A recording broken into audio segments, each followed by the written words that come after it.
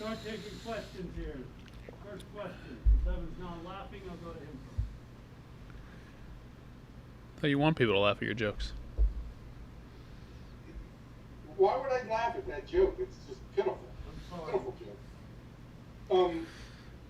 Hey, John, I think yesterday on your radio show, the quote you had was that this team is going to be young next year, and intentionally so. And I was wondering if you could give a little bit of insight into what exactly that means.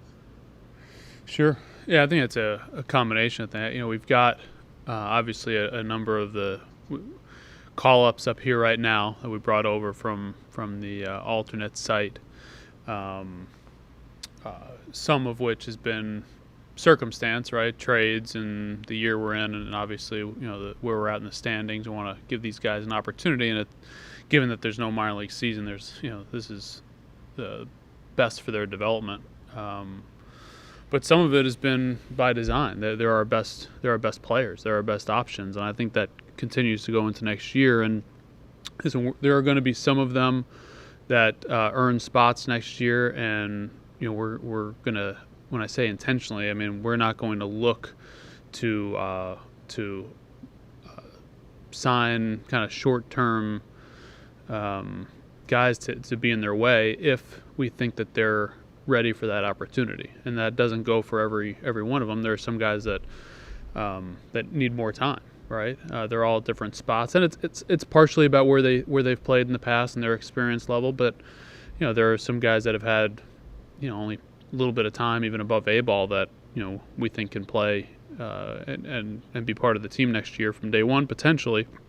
Well, there are others that just need the time. It doesn't mean we think anything less of them long term, but they may not be quite as ready on April, whenever opening day is. So that's kind of what I was intimating there, is that we're going to our first choice will be when we have players that we think are mentally and physically prepared to compete up here and that can help the team.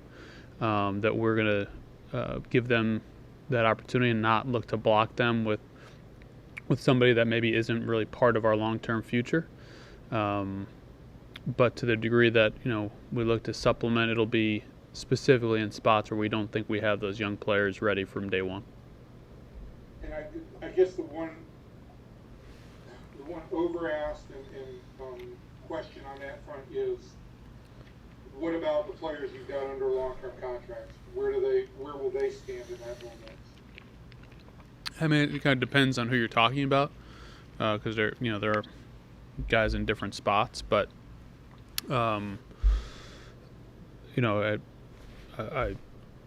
take it you're referring to the middle infielder. So correct me if you're not. No, that's a good place to start. Yeah. Yeah. So I mean, listen, we've had pretty open discussions with both guys that that they're not guaranteed their starting spots on the club. That they're going to have to demonstrate, beyond just the last couple of weeks here this season, that that they are, prepared to produce at a level that that the team needs. And listen, I hope they do. But we've been candid with them that they need to be prepared to learn other positions as well and work out at other positions as well. If the best thing for the team is for somebody else to play those positions on a more regular basis. Last thing for me, I can overstate things occasionally. I don't know if you're aware of that or not, but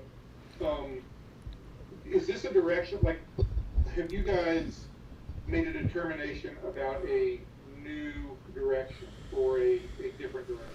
I think the biggest thing is we feel we have some young players that are ready for this opportunity, that more so than we had a year ago. That's if you're asking what's new, I mean I think we have some guys that have shown that they are prepared for this, and that listen, we need to be prepared for the what ifs, if they struggle and those sort of things. But that's the biggest change, is that we want to allow them. I think next year is going to be a year where we want to allow these guys to grow at the major league level, And quite frankly, I mean, I think we've played better since we brought a lot of these guys up. I know, we haven't put big points on the board offensively, but we've played probably our best defense, and we've run the bases well, and we've been a lot more competitive in my mind than we were before we brought some of these guys up. Great, thank you, JD. Mm-hmm. Other questions? Jeff? Well, that said, do you guys expect to compete next year to be contenders? I think it's going to depend on the growth of this group, right? And not just the rookie group. I mean, the growth of some of our other younger veterans. I mean, it doesn't really matter what I say right now. It's going to be how we produce on the field. You guys have tons of young guys. When you're evaluating some of them now, obviously the alternate camp and then on the roster, but will the instructional league or whatever you guys come up with in the fall, will that also play a part in looking into the 2021 roster? Somewhat, because we're going to have some of the group from the alternate camp, and even some of the guys that are up here on the big league club now are going to come out with us to Arizona. We're still kind of working out specifics, but we'll have a pretty full instructional league program. We're going to play a lot of games. We're going to play as many games as we can, because that's the biggest thing that was missing this year, obviously. But I think October 5th is kind of when we've highlighted for the games to start. Major League Baseball's trying to pull together a schedule of the teams that have chosen to participate, and I think we'll probably play up until the middle of November. So we're still a lot of details to be worked out there, but we'll have a pretty good number of players out there, ranging from some of the players that are in the big leagues right now, down through some of the more recent signs and draft picks that have yet to compete. So it's going to be a pretty varied group. That's what I got there. Is anyone right now in Arizona? The same group that's been out there, the whole time. Mostly rehab guys, and a few others, but primarily rehab group. Okay. All right. Thank you. Yeah. PR? John, it's pretty clear that Shin-Soo Choo is the guy who would be blocking Willie Calhoun, Eli White, Heineman, whoever. Is it safe to say that Choo would probably not be back next year? I haven't made that determination at this point, TR, but and I'm hesitant to speak in those kind of terms about anybody right now, just because we haven't made final decisions and talked to the players. But directionally, I think it. Trying to be very clear about our expectations and what we're going to look to try to do this off season. I do expect that there will be, some veteran additions to the club, but it'll be specifically in areas where supplementing spots where we don't have guys ready to compete and perform at the major league level. I understand what you just said, but I'm going to ask you, what's your feeling on Corey Kluber and that option? How do you feel you'll handle that? We've had very cursory discussions with Corey and his agent BB Abbott. I think he's still in the process of kind of rehabbing right now, so I think there's still a lot more information that we need. On the surface, there's interest in bringing him back. It would likely be at a different arrangement if we do. Have you, on this overall philosophy, I take it you've obviously discussed this with your ownership group. Are they prepared for what's going to be an extended, long-term plan as opposed to opening your new ballpark next year with a bang? I think they're excited about seeing the youth and energy on the field, and quite frankly, I think that's probably the quickest path to us playing the kind of baseball our fans expect and deserve. So, I think sometimes when I say we, I mean front office, media, everybody, make the mistake of looking at free agency as the shortcut, or I think it's kind of the opposite. I think committing to these players, giving them the opportunity to develop up here, I think we're going to see that a lot of them are maybe better than they're given credit for. Levi? John, I heard you say that the primary factor for the decisions in the offseason would be giving these young guys an opportunity to play. I'm curious, has the trade market the last couple of years also played any factor where guys are not easy to, for lack of a more sensitive term, like flip at the deadline than they used to be?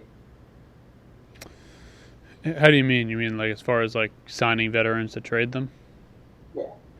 I mean, typically the 1 year guy you would sign. I mean, I can't really think of too many 1 year free agents that are signed and traded for a whole lot to begin with. I mean that's been a rarity for a while now.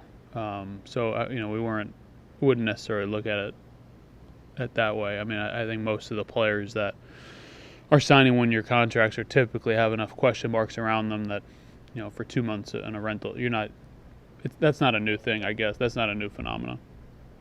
Right. But maybe like guys like Mike Minor or Lance Lynn, where you may sign a guy for 2-3 years, looking for, hey, if we're contending, this is a guy that's going to help us. If we're not, we can trade him. With that market not turning out the way that maybe, I mean, I don't know what you expected, but from the outside looking in, it looked like it maybe didn't turn out as expected for non-winning seasons. Is that a factor at all for maybe more 2 to 3 year contract guys? Not really. I don't view it that way, no.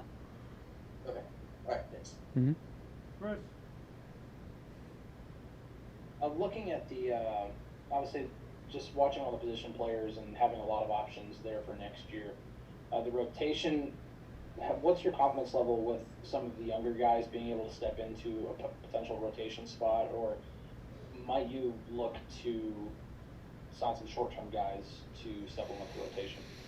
Yeah, it's a good question. I'm not certain yet. I mean, I think we still have a lot of discussion there. First off, I think we've got to. I think that both Kyle Gibson and Jordan Lyles are capable of more than they've shown this year. For quite frankly, they've shown it very recently. So I know that they are. So I think we're going to need quality innings out of those guys, and whether they're in traditional starter roles or another, we take another look at it. Then I think there's a group of young pitchers that are capable of pitching multiple innings up here. Now whether they're truly ready to be able to every 5-day turn through the rotation starters, or we look to more of a kind of a hybrid role for some of these guys, whether it's Allard or Palumbo or Benjamin or Cody or I'm sure John King or others, that and I'm unintentionally forgetting a few names, so don't read anything into that. I mean, I think they're all capable of competing and pitching successfully up here at the major league level. Can they do it and get through a lineup 3 times? We haven't seen that yet. So that's something we've got to figure out, and that kind of goes back into strategically, are we looking at a traditional 5-man rotation, or are we looking at a number of pitchers that can pitch in 2, 3, 4, 5 inning roles and develop in that role until maybe they're ready to take that next step. And then you mentioned about potential positional changes, and so given what you have on the left side of the infield in Isaiah Kiner-Falefa and Anderson Tejeda, I'd be remiss to not ask, are you prepared to ask Elvis Andrus to change positions? Yeah, I think I addressed that. We have talked to them about that. Okay, thank you. I mean, that's not decided, but we have addressed that and discussed that, that he should be prepared if he doesn't win the, if he's not our starting shortstop, to potentially play other positions. And Elvis, to his credit, I feels very confident he's going to get his back healthy, and confident in his ability to perform at a high level and win the job. All right, thanks, John. Mm-hmm. CJ?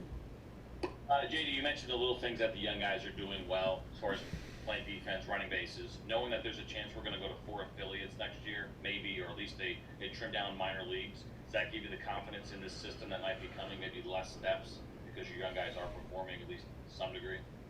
Yeah, I think they're, what I've seen and what we've seen, they can play the game a little bit, and so, listen, we've got some time ahead of us to determine, ultimately how much are they going to hit, and obviously you have to hit in this league unless you're a premium defender at a premium spot, and even then you still have to, you have to hit, but certainly the bar is lower if you could do that.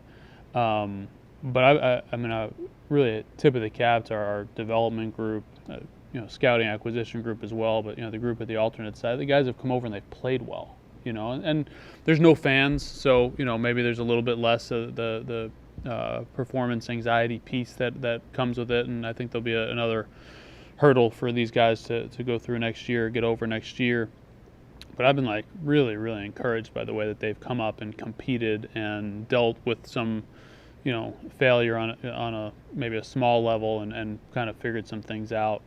I do think if that plan is finalized, which I would expect it to be, I do think there will be more put on a lot of young players' plates earlier in their minor league careers, and I think that's a good thing. I think challenging the best athletes and the guys with the best aptitude, I think you're going to see them develop quicker.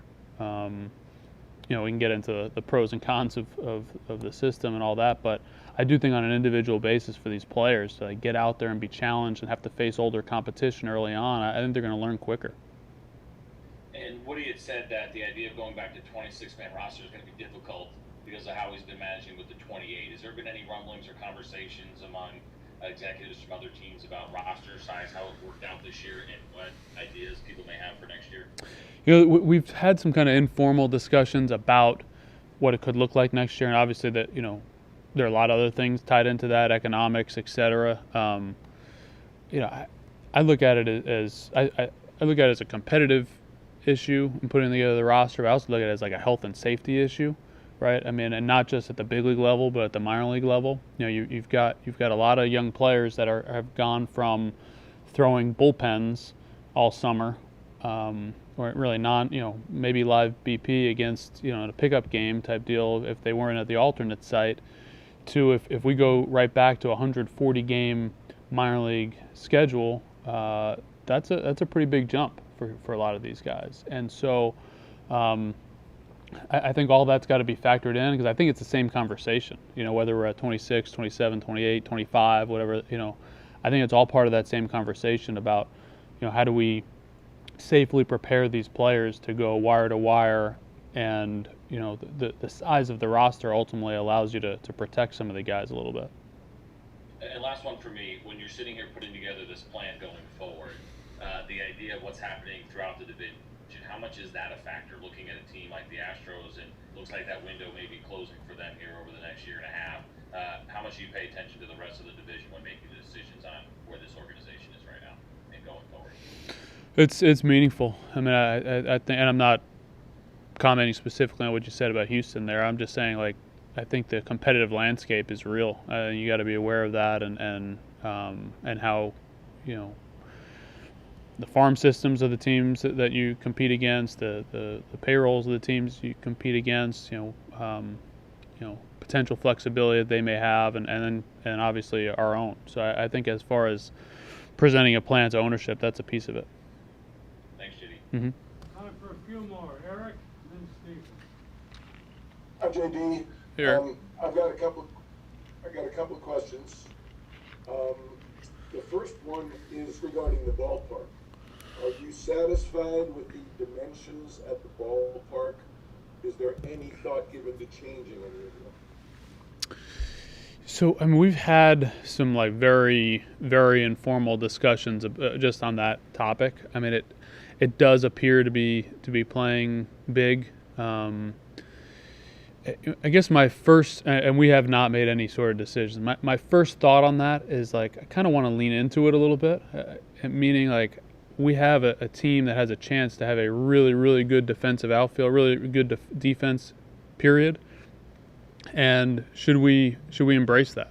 Do we lean into it? Do we make that our our identity and our just the way we play the game. And ultimately, is there an opportunity to review it and say, should we consider moving the fences in at some point?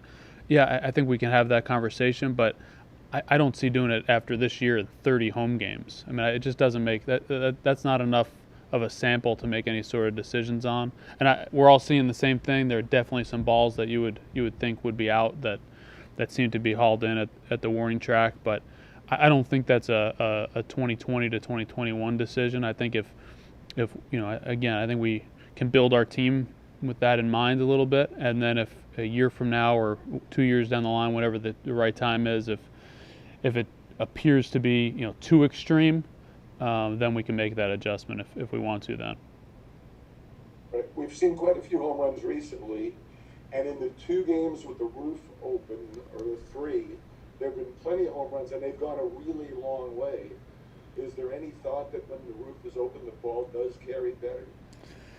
Yeah, just in just some very limited looks, that both from the games and then just from a small amount of data we have in more practice settings, it does appear that way. But it's too small of a sample right now for me to confidently say that with any sort of like scientific basis to say that is the case. But it has appeared that way very early on. Right, and then my last question is with regard to Rougned. You talked about the possibility of a position change. What other positions would you consider, looking at him at? I mean, right now this is, when I say that, again, I just want to be clear, I'm talking about potentially for next year. If we determine that somebody else is going to be the regular second baseman, but I think he has the skill set to, I think he can play third base. I think he can go to the outfield. Okay, thanks. Mm-hmm. Stephen? Yeah, you cleared the alternate training sites, the best case scenario everybody's had this year. Nobody's had a season, but considering the talent, the young talent you guys have been able to watch, and clearly, I guess Evans could be the 9th guy to make his major league debut this season for the Rangers. How beneficial, though, considering the circumstance, could it be for this to have worked out this way for you guys to get a look at all these guys and to be able to have them all in one place? Yeah, it's been big, man. Because I think they get, to your point, when you get 9 guys making their debut, I didn't even realize that was the number, but when, and we had one of the guys the other night, we called him and told him he was coming up, and it was great. It was the kind of questions that any of us would ask the first day on a job, right? He was like, "What do I wear? What time do I get there? Who do I see when I show up? Like, where do I sit? Where do I?" And the fun part about it was being able to tell, "Hey, like, go track down, A, B, and C, these guys that you literally were spending every day with a week ago. They just figured that out, and then to see, a veteran of 2 weeks, leading him around, 2 days later. So I think it's been beneficial for the young guys coming up, considering that a lot of these guys haven't played above A ball, or most of them haven't played above Double A. We obviously have some coaches on our staff that had them in the minor leagues, so I think there's a familiarity there. But I do think having the group of them together, there is a comfort. Probably not playing in front of fans helps a little bit as well, but helps from a going out there and them feeling the butterflies, so to speak. But it's like none of us are happy with where we are in the standings. Like that part's embarrassing, but that is a huge positive to this year, to be able to give these guys that opportunity and then to see them kind of grow and come together as a team a little bit and be able to determine what they want to be going forward. How much of a positive impact do you think that can have, especially when you're in the stage you are with this team, with the young teams, and like we talked about already in this call, it'll be a young team moving forward. I mean, can it be a real benefit that maybe other teams aren't getting because they're not in the same situation? Hard to say with other clubs, but I mean, I do think there are some real beneficial pieces of it. I mean, not to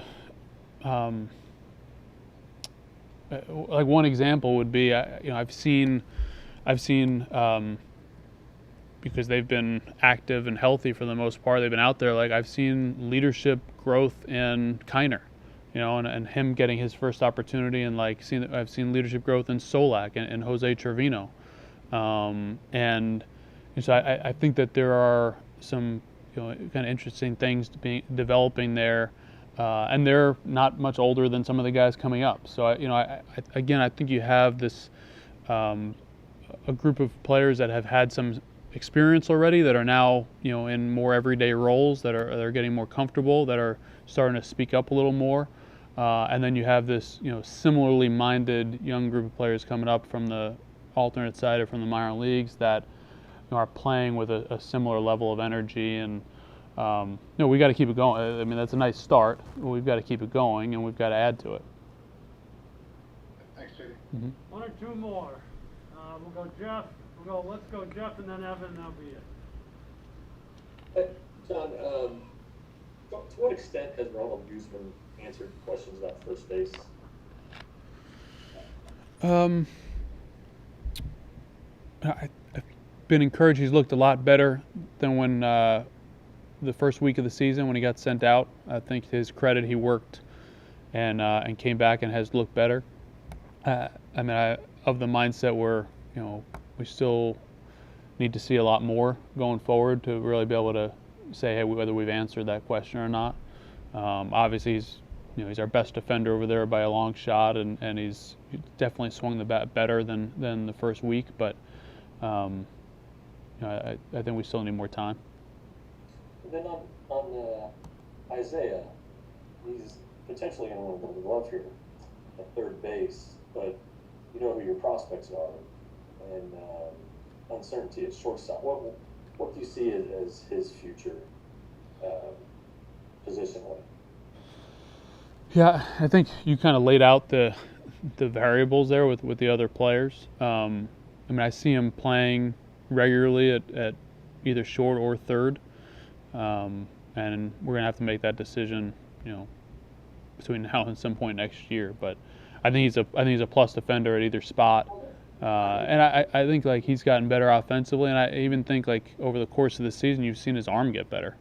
I think he's actively working at the things that he needs to do to get better. I love the way he's playing the game and the intensity and effort level, and but he's earned a spot going forward. It's just we've got to sort through what our options are, which spot it is. Okay, Evan, last one. So that was one of my questions, but it sounds like you're not necessarily committed to third base for him. You could examine shortstop next year depending on your personnel. Correct. Okay. And then I'm just looking at the taxi squad for this trip. It doesn't look like there are any more prospects. Would you envision bringing anybody else up this year among what I'm talking about in the prospect group? Probably not.